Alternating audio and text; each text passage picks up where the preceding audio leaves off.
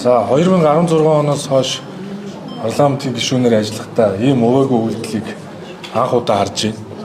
Улсын хурлын гишүүн төрийн байгуулалтын байнгын орооны дарга сандаг очрын өчигдөр өглөө уржигдэр телевизэд өгсөн ярилцлага та бүхэнтэй уулзаад хийсэн тайлбар шүлсэн хатаагүй байхад өнөөдөр танихын аргагүй хүн болсон байна.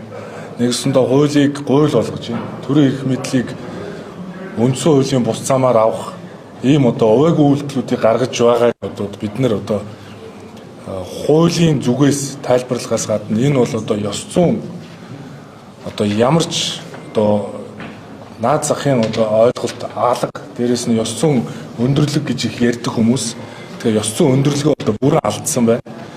Сандаг очир төрийн байгуулалтын байнгын орооны дарга бол яг энэ үндсэн хуулийн 101-ийн 4 дээр заасны дагуу улсын хурлын нийт гишүүний олонх ерөнхий сайдын огцруулах саналыг дэмжсэн бол ерөнхий сайдыг огцруулах тухай тогтоол баталсан тооцно гэдэг энэ үндсэн хуулийн суурь зарчмыг бол өөр ярьж исэн. Нэгсэндээ бол ерөнхий сайдыг нийт гишүүдийн 4-1 огцруулъя гэдэг саналыг тавьсан бол нийт гишүүдийн олонхоор огцорсон тооцдог. Нэгсэндээ 126 гишүүний 50 дээр нэмэх 1 ерөнхий сайдыг огцруулахыг дэмжүүл огцордог. Гэтэл өнөөдөр саяхан засгийн газрыг огцруулъя гэж хэлсэн манай улсын хурлын гишүүд маань гинт манай засгийн газарт хайр зарлаж өнөөдөр бүгдээ огцруулахыг дэмжихгүй гэж төрийн байгуулалтын байнгын орон дээр саналаа өглөө шүү дээ. Ингээд дэмжээгүй саналыг дэмжиж гэдэг ийм хууль зөрчсөн санал хураалтыг явуулж 64 хэрвээ давахгүй бол засгийн газар огцорсон гэдэг ийм шийдвэр гаргахаар ингэж ажиллаж байна. Тэгэхээр энэ бол өвөөгүй үйлдэл. Энэ бол засгийн газрыг хууль бусаар огцруулах арга зал ов мэх юм байна гэж ингэж үзэж байгаа.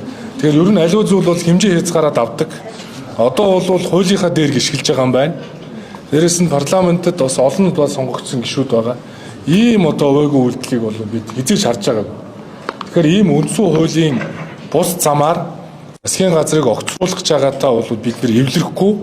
Тийм учраас Монгол Улсын ерөнхий сайд Гомцрын зандан шатар бол энэ нүүрсний хулгайтай, авин авилга ашиг сонирхолтой тэмцье. За энэ асуудлыг давж гарья. За ингээ бүлгээ хуралдуулъя. Багш эмчийнхаа цалин хөлсний асуудлыг ярья. Гэд өнгөрсөн энэ 118 хоногийн хугацаанд ажилласан. Одоо бүр хэрээс хитэрсэн шүү дээ. Өнөөдөр валютын нөөц чи хоосрлоо гэж дураараа ярьдаг болсон. За өнөөдөр бүр сүүлдээ эдийн засаг дефолт болох гэж байна гэж дэлхийн ертөнцид эх орноо шившгэлдэг болсон. Энэ бол дотоод улс төрчлөлтөөс гадна эх орноо хайрлах багахан ч гэсэн сэтгэл байх хэрэгтэй. Тэгэхээр би энэ их хурлын зарим гишүүд хэлэхэд цаашаа энэ албан тушаал санд суудлын асуудал яах вэ? Энэ улс эх орн цаашдаа үргэлжлэнэ, үлдэнэ. Хооч үе чи энэ эх орныг маань авч явна. Эх орноо жоохон хайрлах сэтгэлтэй бай. Бас хэмжээ хязгаараа давлаа. Ингэж улаархаа зогсоо гэдгийг бас хариуцлагатайгаар хэлмээр байна. Тийм учраас эрхэм сэтгүүлчид та бүхэн Монголын ард түмэн та бүхэн бол ил тодор харж байгаа. Үндсэн хуулийн бус замаар хэрвээ төрийн эрх мэдлийг хууль бусаар авах ийм оролдлого хийхдээ манай улсын хурлын гишүүд эвлэрэхгүй. Тийм учраас их хурлын дэд дарга булган туяад бид энэ шаардлагыг хөргүүлнэ. Бас түрүүн булган туяад дарагтаа бол ерөнхий сайд, Бямцог сайднаар уулзсан байна лээ. Ингээ хуулийг дураараа тайлбарладаг болсон. Төрийн байгуулалтын байнгын орооны санал дүгэл дээр санал явуулнаа, санал хураалтаа явуулнаа гэж зогсож байна.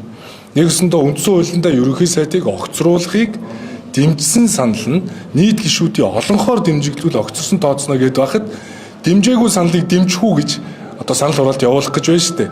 Тэгэхээр ард түмэн олонх болсон. Ард түмэн энэ байдлыг нүдэрэ харж байгаа. Тийм учраас цаашдаа ер нь ард түмэн ялах юм уу?